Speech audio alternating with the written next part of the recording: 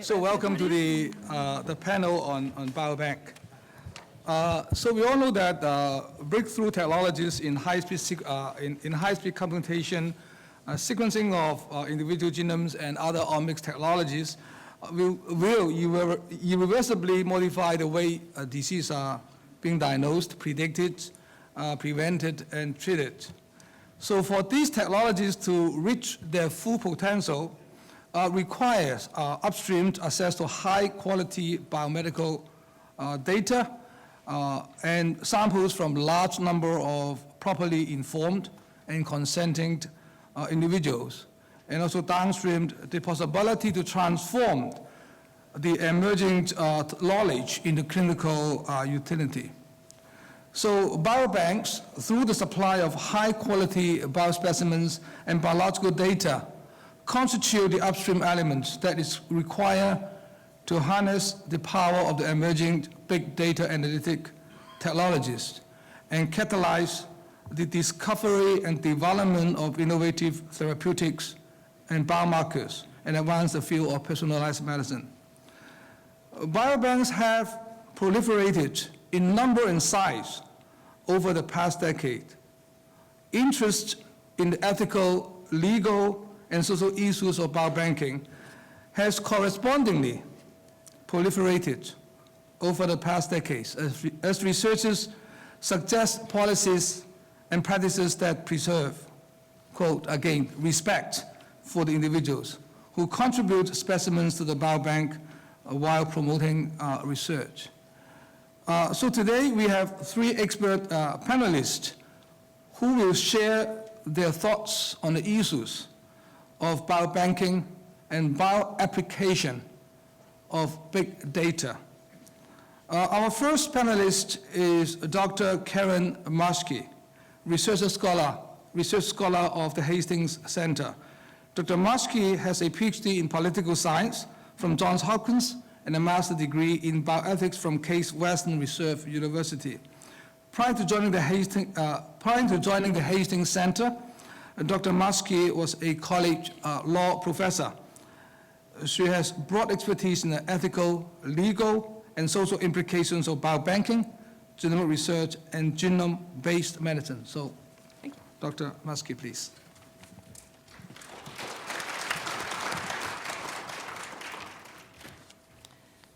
So where is my time watch? So I can be sure that I stay perfect. Because I'm going to try very, very hard to stay within 10 minutes. I've been doing work on genomic research ethics for about 11 years now, and that's what I started doing when I arrived at the Hastings Center. And over those 11 years, there's been a lot of evolution about some of the discussion. We're now at the point of actually having information that might have clinical significance, and so it raises all these issues about what do you do with the information. We've also seen an explosion of research based, what the term biobanks is basically a collection of biospecimens and genetic data. There have been some empirical studies that look at what those look like. They're very different sizes. They're institutional based, they're consortium based. Most of the information we have is from the US, but there's some other information worldwide. And I want to start by saying I'm going to talk, basically have 5 key points in the context of research biobanks. And I'm saying that because I'm going to end by moving to a concept about biobanking in a more translational sense and raise some of these issues about governance that I'm going to talk about as a way to think about some discussion later. And it's going to come back up again, I think, in a later panel. So I want to talk about biobank governance. It's a very important issue that's come up in the last probably 5 or 6 years. And what I want to do is ask the question, what governance structure and policies should biobanks have for sharing biospecimens and biological data, sharing with researchers in their own institution, outside their institution, in their own country, and then cross-border sharing?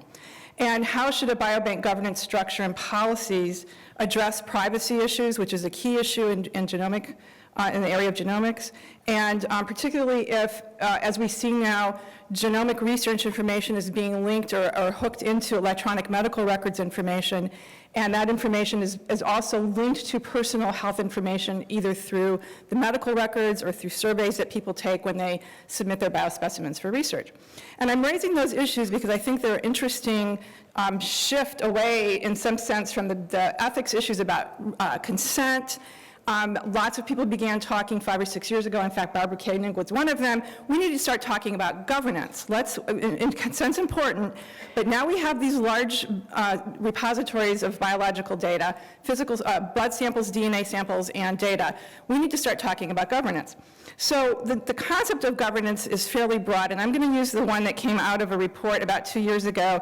It was called Biobanks for Research, that came out of the European Commission.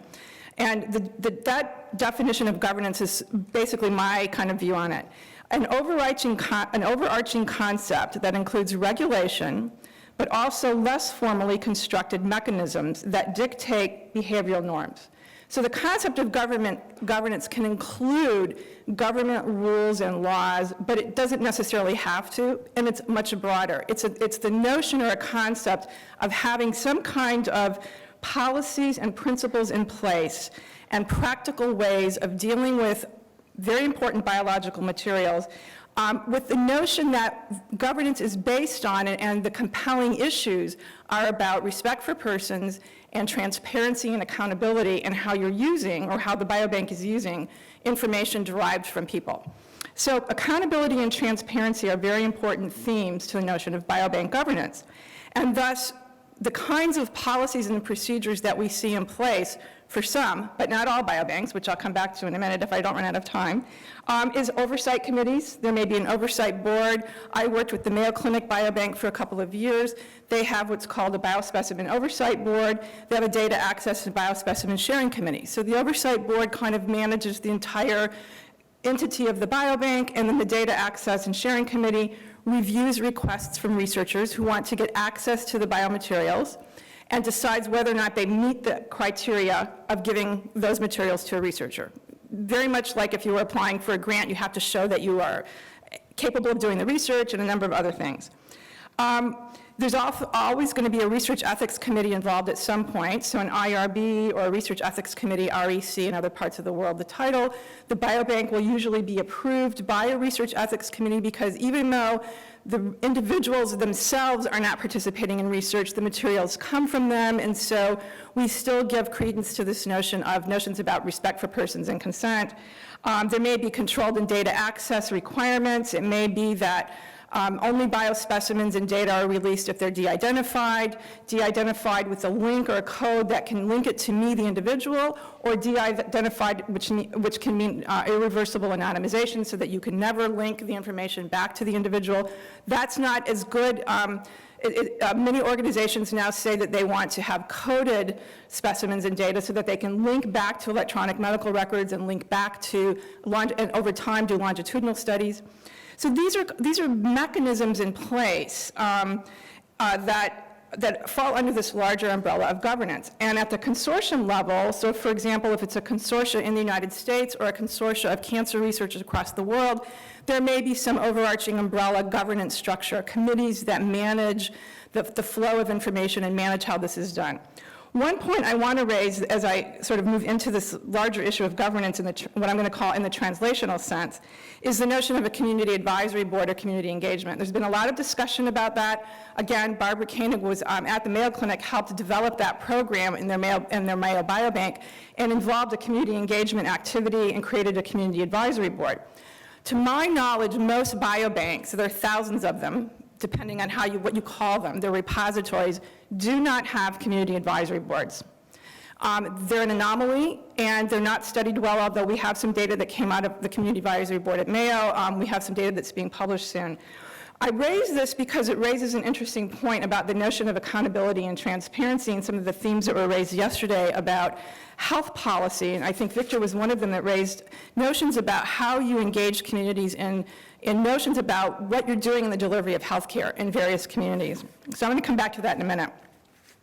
What I also just want to quickly point out is that the notion of biobank governance has evolved a little bit in the last few years. There have been some folks who've said, well, maybe the current governance approach is not sufficient for the changing electronic kind of approaches to gathering information and the electronic approaches to gathering consent. And this comes back to this notion of how much information do we want from people about what we do to them or what we do with their materials. And so the notion of e-consent and e-governance has been evolving in the literature. The notion that, well, maybe over time, as Benjamin said, people's preferences will change. And so if I give a biospecimen in 2015 and I am asked 3 years later through an e-consent mechanism, do you still want us to use your biospecimens? Do you want this information that we found by looking at your biospecimens? We found some interesting incidental findings, or the research has changed, and now we know that the genetic variant that you have may have clinical significance. This raises, I think, really interesting and important issues about to what extent does governance mean ongoing participation with people who contributed to materials, and what should that look like? And what are the obligations on the part of biobanks to continue to do that? And I raise that in the context of research biobanks, and I'm asking the question, have we constructed sort of a system about biobank governance exceptionalism? We have this notion that for biobanks, in the research context, we want these things in place. But when we move to the translational setting, when we actually start doing whole genome sequencing in the clinic, where's the oversight structure for this? At the institutional level, it may be the electronic medical record system, and it may be privacy laws in that state. But we don't talk about governance in the same way in the clinical setting. And in my mind, I'm thinking through that in terms of new technologies and testing with genomics. What does that mean to not have community engagement or discussion in the way that we do for research in the clinical setting when we're actually maybe mandating testing and not asking people whether or not they want that? So I raise that for future thinking, and perhaps it's not something I should worry about, but maybe it's something that is of interest to others. Thanks. Thank you. Thank you, Karen. Our next panelist is Professor Chi Kong Lee. Professor Lee is the consultant pediatrician at Prince Wales Hospital and also honorary clinical professor at CUHK. He's very much involved in ethical issues, being the chairman of the Clinical Ethics Committee, which is similar to the IRB in the USA, of the New Territory East Cluster, or NTEC, of the Hospital Authority, and deputy chairman of the joint CUHK-NTEC Clinical Research Ethics Committee, and also member of the Hospital Authority Clinical Ethics Committee. So, Professor Lee, please. Thank you for the chairman.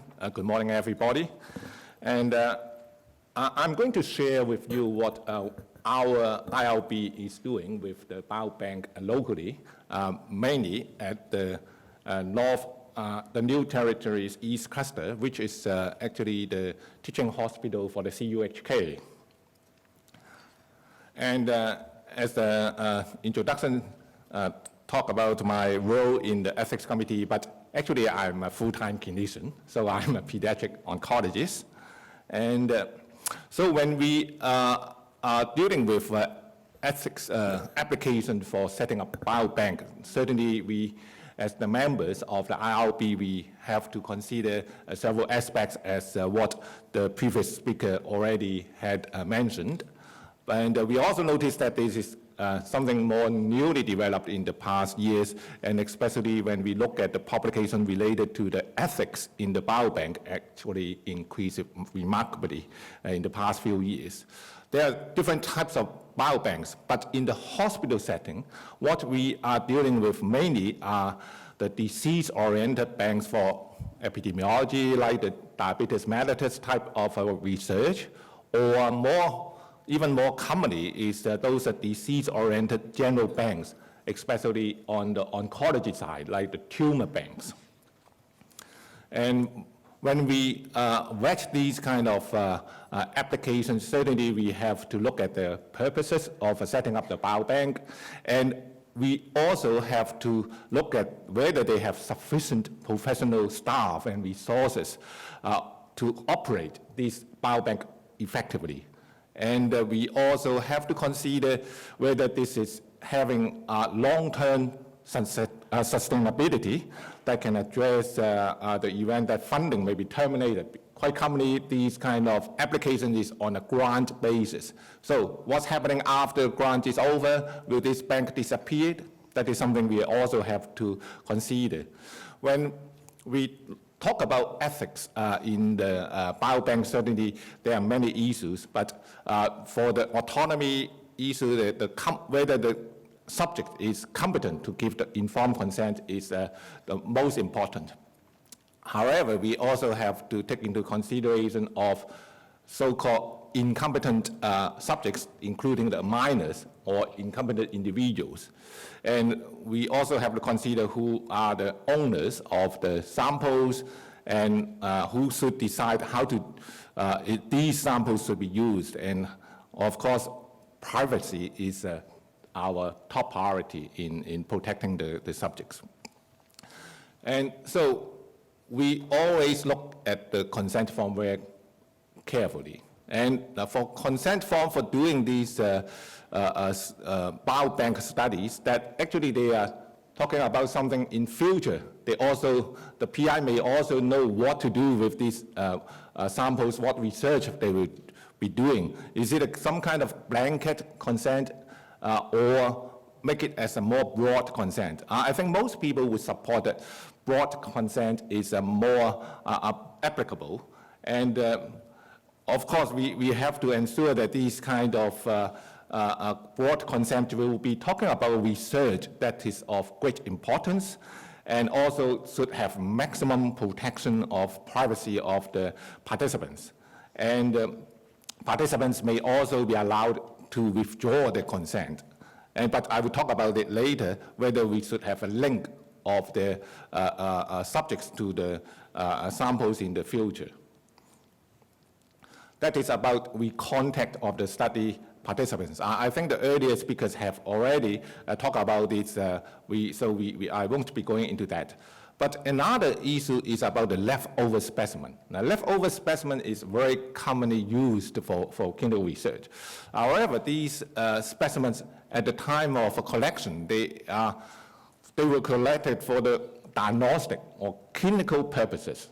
They were not collected for research. However, somehow the laboratory will hold these kind of specimens as a kind of, say, a quality control or for some whatever reasons. Then they will keep it. And then not uncommonly, then some years later, some researchers will make an application for use of these leftover specimens. But at the time of collection of these specimens, there were absolutely low consent.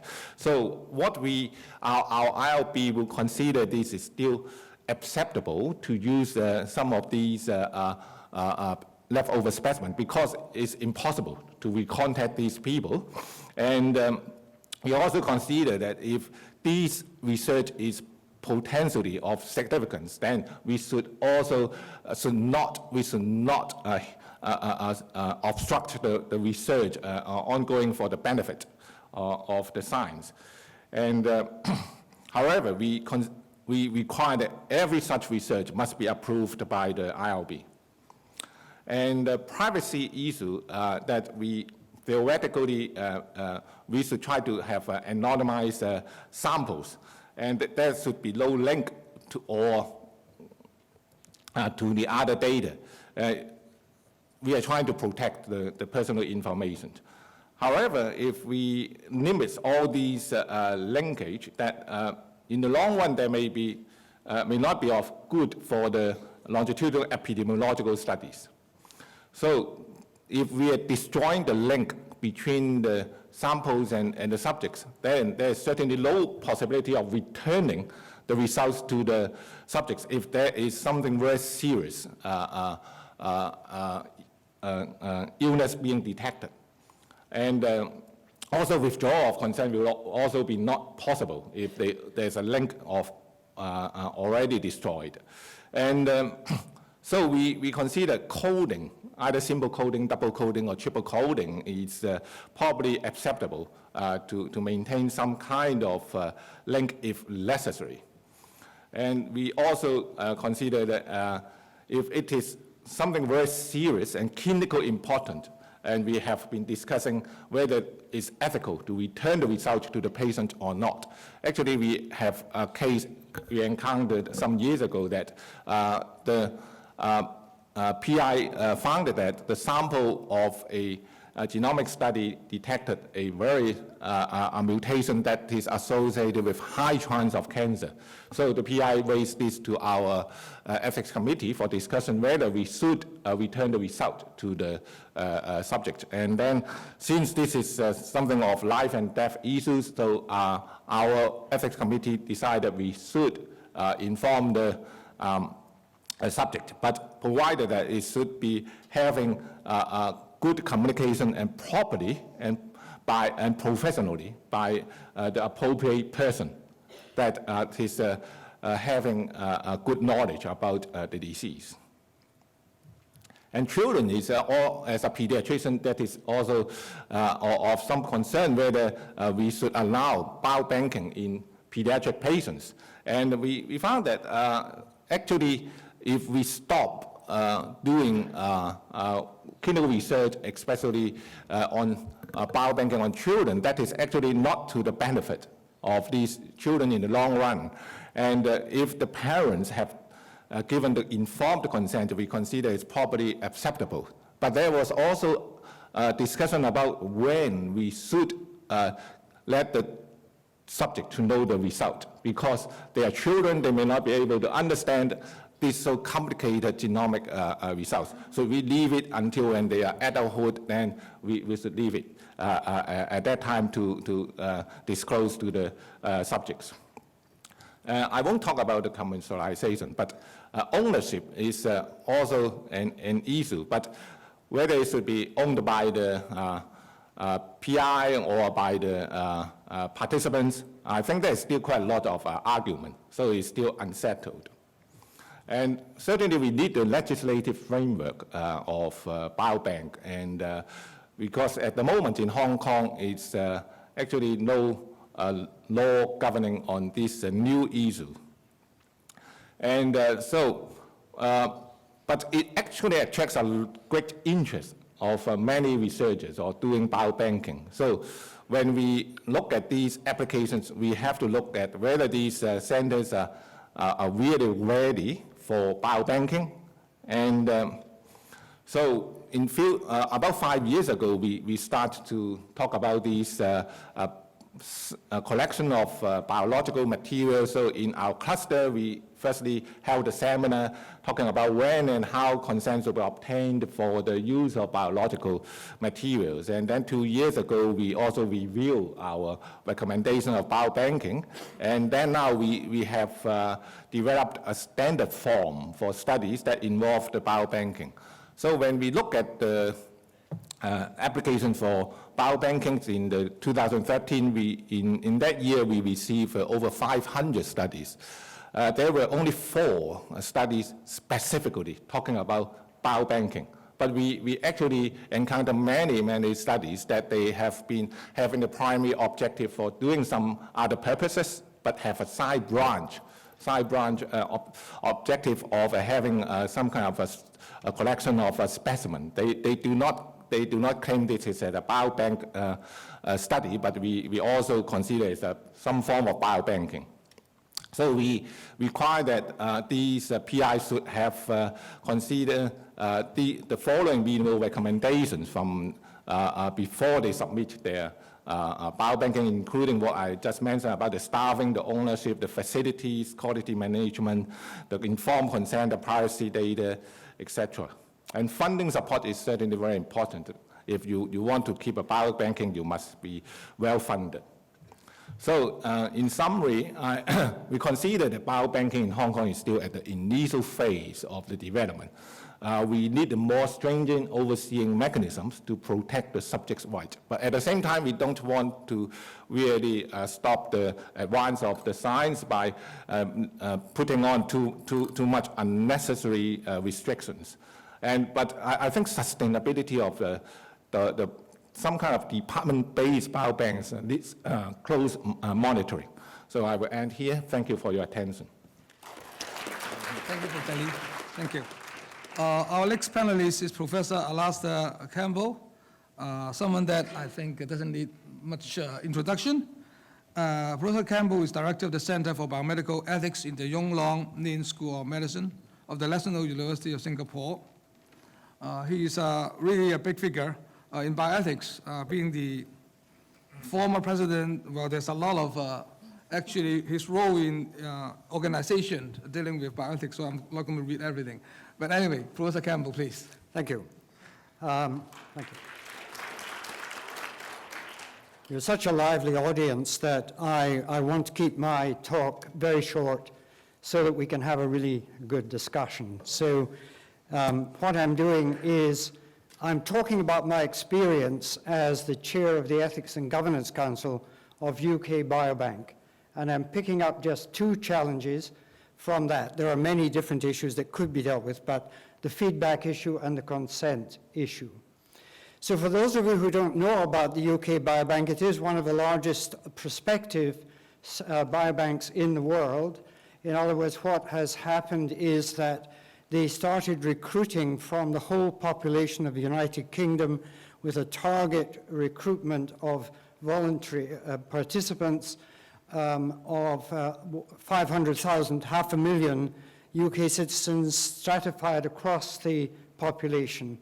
It was remarkably successful, and indeed they hit their target figure even within the timescale, and that itself is very interesting. I'll come back to it at the end in terms of why people were willing to sign up. The biobank has samples, of course, biological samples from these volunteers, but in addition, it has their consent for full access to all their health and related records for the rest of their lives and beyond death. So this is a remarkably rich resource for prospective studies. There's also a question of recontact and permission. If it's granted for recontact, then sub-studies are being carried out on the 500,000 in more targeted to specific conditions. Excuse my voice. We had a wonderful dinner last night and a lot of conversation, and I'm afraid it shows now. I just want to pick up on these two issues. It's common practice for prospective biobanks to state that there will be no feedback from the biobank of individual results. And that is certainly in the consent form for the UK Biobank. The interesting question is why should this be, and should this be an absolute rule? Of course, there are various forms of feedback that are very important. Karen already mentioned involvement, continuing involvement. It's very clear if you go into the UK Biobank website, you'll see that whether or not you're a participant there, you can find out what's going on. You can keep in touch with them very, very clearly and fully. Thank you. That's not gin, I hope, but water, right? Okay. Secondly, in addition to that, it makes sense in the initial enrollment where you're doing blood tests and body mass index and so on to return these results, and these results are returned. But the emphasis again is this is not a health check. We are not guaranteeing that we can screen for your health if you enroll in the biobank. Then, in addition to that, the question then arises about what if there are really significant incidental findings and research results that would be relevant to the participants. And I'll come back to the interesting reason that this has been a fresh source of debate in the Ethics and Governance Council of UK Biobank. I mentioned I was the first chair of that council. There have been two subsequent chairpersons now, and so there's quite a long history of the biobank since it started in 2004. So what are the points against feedback of individual results? Well, the first, these are familiar to you from earlier talks, the question of the huge volume of data applied in many different projects in aggregated form means that individual significant results are less likely. Secondly, if you can't interpret, you can't give counseling, you can't get individual explanations, is it ethical to release information? Thirdly, most of the data in any case will be meaningless until the research is completed, and there are many, many different research projects, and how many of these should be completed before you think the data is significant. And lastly, the quality of standards of testing and research is below that would be set for clinical laboratories. So again, the accuracy for the individual participant may not be as high as it would be in clinical testing. On the other hand, there have been arguments for selective feedback even later in the project. And one of the reasons for this in UK Biobank has been, I mentioned, subsequent studies after the prior enrollment. So one study that they're now doing is using imaging and including brain imaging as a sub-study. And it was realized then that when you go to something as specific as brain imaging, you may well discover various things that are of immediate clinical relevance to the individual. And so from that point of view, they've had to revise this policy of no individual feedback. And this is an ongoing debate in Biobank. So these, I think, will be criteria familiar to many of you because they've come from various reports, including reports from the USA with Susan Wolf. If the result is analytically valid, if it reveals substantial risk and something can be done about it, then maybe it should be released to the individual. If the affected person wishes to have the result, and this raises the same issue that we had in the previous thing about should a person be able to refuse to have the information? And this raises the question of what if the result, I'm not thinking of the imaging now, but other genetic results, what if these are relevant to others, such as offspring and relatives? Does this put a different obligation on the notion of releasing results to individuals and ensuring that the information is spread? So my last slide is about consent, and I think this does bring us back to the question of the nature of consent in this type of biobank. Let me emphasize, I'm talking about large-scale prospective biobanks that contain both biological material and access to health data. So it's different from some of the more specific biobanks. I think in this situation, you should not have blanket consent, which implies you can do anything you like with the data and the samples. But nor can you have the normal kind of fully informed consent because you simply can't predict what particular studies will be done. So instead, I think the notion of broad consent is correct, which is that you consent to be part of the project because you support the aims of the project. You are a participant in a worthwhile project. This is better than implied consent or generic consent. Broad consent is still clearly a commitment to a particular thing. And in writing I've done about this, the notion of trust then becomes fundamental. You must be able to trust that the project actually will do what it's saying it's doing and not misuse the information and the data for purposes that you never thought would be used. Then, well, can it be extended and how can it be withdrawn? I believe there must be capacity to withdraw at any time, and there are clear rules for that in the UK Biobank. If you watch the website and you feel this is not what I expected at all, then you should be able at that point to withdraw from the whole thing. Should it be renewable? Well, it's not impossible to think of that and this is where Karen's mention of e-connections now, e-consenting, may well make it possible for people to actively renew consent as opposed to actually withdrawing. The last one is my last point, the effect on others. Now, this is partly to do with relatives. Surely it's important that information should be sought if it will affect a family. But I think in general, the interesting thing about biobanks is that they actually call on altruism rather than self-interest. They actually call on the notion that we should be committed in some notion of solidarity of our common commitment to providing really, really good information for the health of future generations. The idea of a biocommons, of a set of data and information that we all have, we can all benefit from. Not what will I get from it, but what can I give in order to improve the health of future generations. That's the tagline of Biobank UK. Thank you very much. Thank you, Professor Campbell. So I think, in fact, the questions about Biobank is not that different from the discussion, probably the problem that we face with like genomics, but then it's bigger because now we are looking at not only genomic data, but also like tissues and also other biological data that one can get. So, well, questions are welcome from the floor, yes. That was great, thank you. I have a question for Dr. Chi-Kong Lee.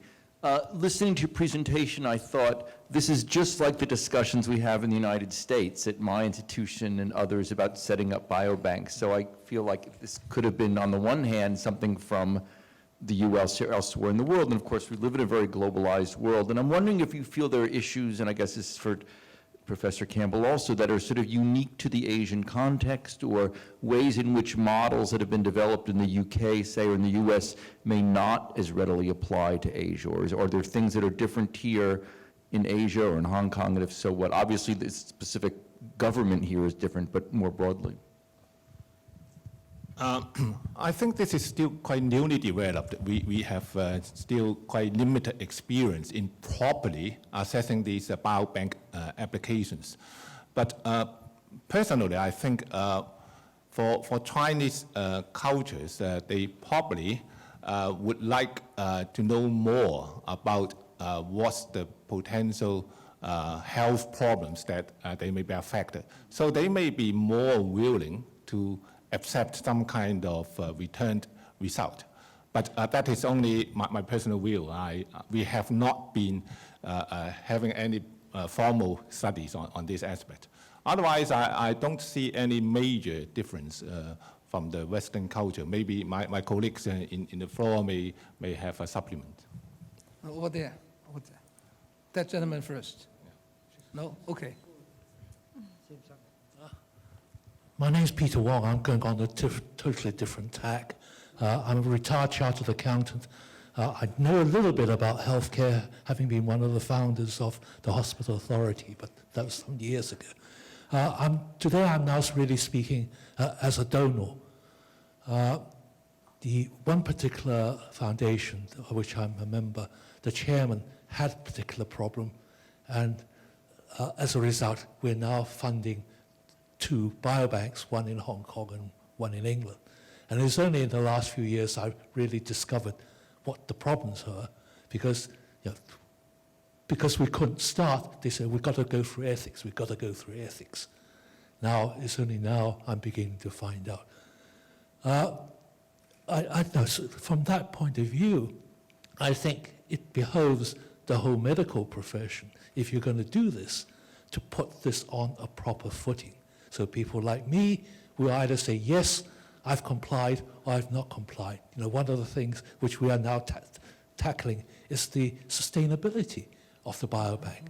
We thought, look, here's a couple $1 million. Hopefully you come out with results which will fix my chairman's problem. But we now saying, look, the money is going to run out next year. Is the university going to pay for the continuation? Well, we never thought about that. So now I think the quicker the medical profession comes to grip with this, the better it is, and you start to get more funding from people like us. Thank you. Yes, I think sustainability is definitely a question that I think all the ones who try to establish biobanks or the governments who try to establish biobanks have to think about very carefully, because I think that's always a big problem. So, Professor Campbell. Yeah, they're very expensive. I mean, the UK Biobank is a hugely expensive project, which is funded by government money, not by private money, and by the Wellcome Trust, which is a trust, charitable trust. But I would like to, in response to your comment, I'd like to reinforce the point that Karen Maschke was making, which is that appropriate governance is very important. And so both sustainability, but also the long-term governance that is not sufficient to rely on existing mechanisms, in my opinion. You need ethics committee appraisal and so on, but you do have to have a very clear governance structure for biobanks and for their decisions about access to the samples and so on. Okay, okay. My only response, yes, good governance, but please don't let government do it because they would be far too slow and they will get it all screwed up. I think you guys should be doing it. Okay, over there. Yeah. I'd like to follow up with Robert Klitzman's question and go back to what Eric Perrins said this morning at the very opening, if I may, which was he assumed, based on what he had heard, that there were no great differences between the way things were being done in Hong Kong and the way things are being done in the United States. And he posed the question of where, was he wrong, was he right, were there major differences? Rather than ask about Asian systems generally, I would like to ask you perhaps a sensitive issue, but I think an important issue, because I understand that the largest gene sequencing center in the world is now just across the bay in Shenzhen, and that they have the most sequencing equipment of anywhere in the world, and that the price will go down to about $100 for this. And so my question to you, just is for information, could and it's largely to Dr. Li and other Chinese colleagues, could you tell us a little bit about how these bioethical issues are being considered with respect to biobanks, and not just that, but with respect to prenatal family planning in China, in Shenzhen, in Shanghai, in Beijing? What's the state of the art there? What is the state of the discussion? Do we have discussions of the kind we've had today in China? How is this being approached? I have to say that I'm not so familiar with the situation in China, but I know that Dr. Stephen Nam has more experience on with friends in mainland China. Well, I think friends are everywhere, so it's not only in mainland China. But perhaps I can respond a little bit to the question by saying that bioethics is of major concern to all colleagues that I know of, including the BGI. We had, I think, a couple of seminars on biobanking in BGI, some years ago already, and noting in particular that this is an issue that really touches on not only technology, but also on healthcare system. One of the revelations was that, for example, in Hong Kong, we had a couple of biobanking processes about 5-6 years ago, but then they were not implemented in Hong Kong. One was the Kalduri Foundation biobanking project, which actually was implemented in Guangzhou in China. And the other one was, as you mentioned, in cooperation with the UK. So from those experiences, we knew that probably we have to look at the whole issue, not only in the context of Hong Kong, but also in our neighboring area, which is mainland. The BGI had actually looked at the issue quite extensively. There had been a couple of, as I mentioned, conferences and seminars. As far as I know, the different provinces in mainland are now implementing or planning their biobanking activities. I don't think there's a concerted effort from the top. So that's one thing that we really have to look at and see how the whole thing can actually come up to some meaningful result. And of course, in Hong Kong, we are, as far as the Hong Kong situation is concerned, we are still looking at the implications of having a whole biobanking facility. As mentioned by CK, probably some of the projects were submitted to individual ethical committees, not in the context of a whole biobanking process, but specifically for, I would say, perhaps tissue-specific or disease-specific conditions. So, of course, we have to draw a line between genetic register on the one hand and biobanking, as mentioned by Professor Campbell, on the other hand. So I think the whole thing will tie up with how you look at the healthcare system. In Hong Kong, we have a beautiful healthcare system. On the one hand, we have more or less a national healthcare system like in UK, which covers nearly everybody. On the other hand, we do have a private enterprise, which is thriving. So that's a background which differs largely from the UK and also largely from the US, and perhaps even the mainland. So we have to look at those in their proper context. I think government is now looking at the whole issue, and that's the reason why we, some of us are now attending this conference to see what kind of knowledge we can gain from the whole process of discussion here. So I think that's a background. Perhaps we can discuss further on those. Thanks. Yes, maybe just to add to what Dr. Lam just said, and also address your question. Yes, indeed, there are some differences. For example, like in ethical rules, for example, like human experimentation, there are differences between the West and mainland. And in fact, we are, as a university, is actually looking at that very, very intensely because we do have a research branch in Shenzhen. So how to regulate grants applications, for example, very simple. From that originate from the Shenzhen Research Institute versus that originate from colleagues in Hong Kong is something that we are really very looking at it very intensely right now because of some basic difference in the ethical rules. Yeah. Yes, Juliana. Thank you. Yeah, Professor Campbell, I would like to hear your view regarding medical education.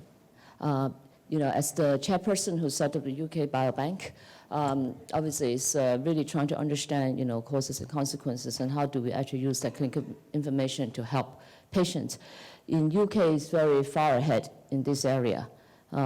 So in UK, do they have a curriculum to train practicing physicians as well as medical students so that they really understand the in and out of this extremely complex field? Because really I've been in this for the last 20 years. And the more, I go into it, this is really such a huge opportunity where we can transform care.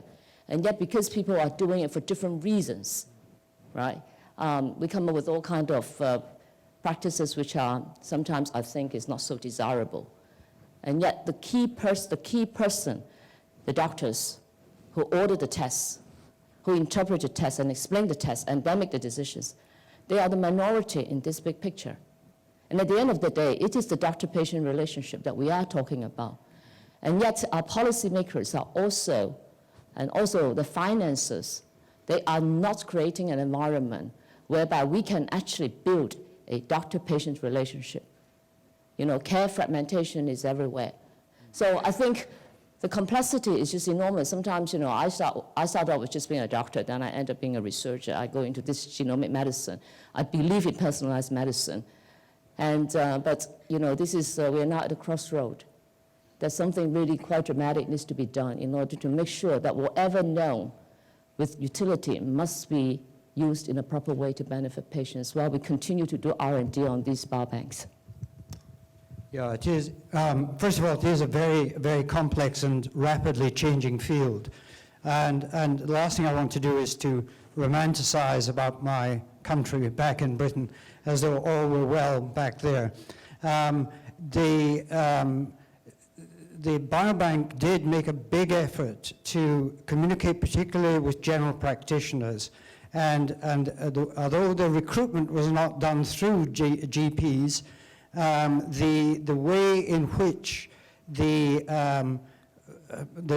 records are obtained is partly from general practice surgeries as well as from clinics, as well as from hospital records and so on.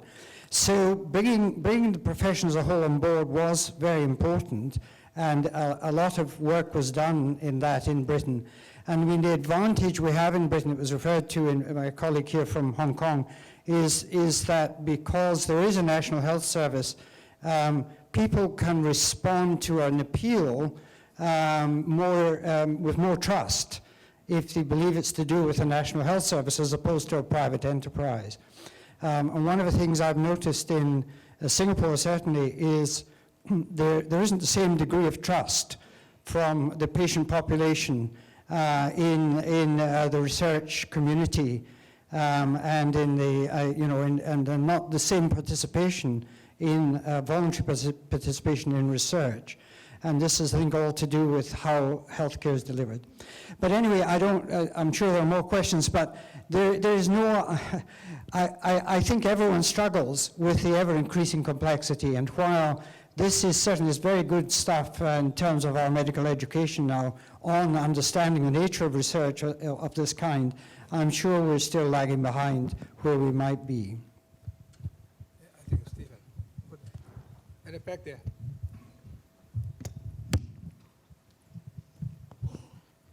Thank you very much. So Stephen Choi, I'm the head of genomics and bioinformatics in CUHK. So maybe I can share some experience about genomics because I work on exome sequencing, I work on also whole genome sequencing. So first of all, I would like to have a comment first, okay? Even for complex disease, there may be simple solution. Initially, I work on neurological disease, epilepsy. So we fish out glucose transporter mutation from a patient. So eventually, by changing the diet, actually the epileptic episode can be greatly improved. And also the developmental delay have been improved. So that means even for complex disease, sometimes we have solution. That's my first comment. Now I'm working on exome sequencing on developmental delay and learning disability. So why I work on this? Actually, for this sort of disease, I use trials. So I have the whole exome of the parents as well as the patient. So using the parents as the filter, I can get a handful of mutation that can define the disease. The chance of success is around 30%. That means 1 out of 3, I can find out the causative mutation. Because this disease is caused by de novo mutation. That means the mutation exists only in the patient, but not in the parents. So this can be, in some scenarios, I need to emphasize that this could be very fruitful. This could be very fruitful. So I don't think we need to go to a large-scale whole exome sequencing or whole genome sequencing, but we need to select some targets for our exploration. That will be our future. So what happened to whole genome sequencing? Oh, I have data on whole genome sequencing. I can tell you, okay, when I look at data, I am totally desperate. Why? Because we don't have the baseline. After I get the whole genome, okay, I filter using the DB SNP as well as the 1,000 genome. There are more than 10,000 variants. Most of them are neutral mutation, neutral, because we don't have normal individual data to filter out the variants. So without such database, okay, how can we do the whole genome sequencing? We don't. That will be very, very difficult. So that will be related to the big data, okay? Is it possible that a lot of people in Hong Kong are doing whole genome or whole exome sequencing? Is it possible that we can take out the personal data and then deposit the data into a database that can facilitate the future whole genome sequencing? They're my comments. Thank you. Thank you. Because of time, I think we can only take maybe a couple of questions. So your question. Here.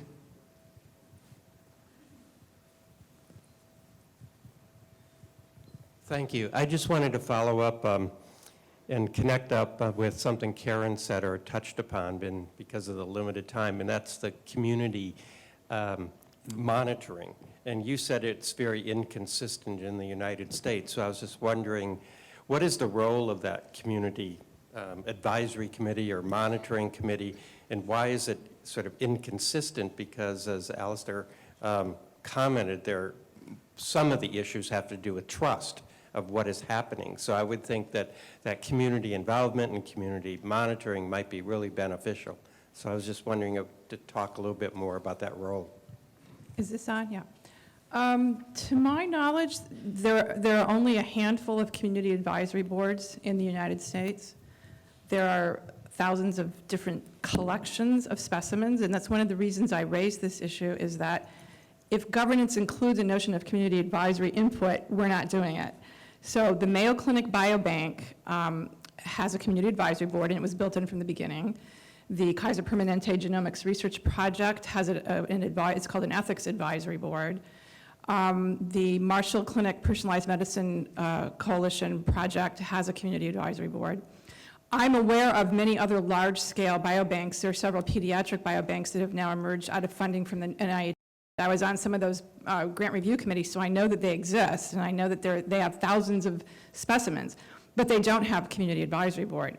So I raised it because, partly because I think there's a contradiction in the literature about why we do this and whether or not it should be done. The implication is that good governance should include some kind of community engagement, but nobody really talks about what that should mean. There are some people starting to now talk about that.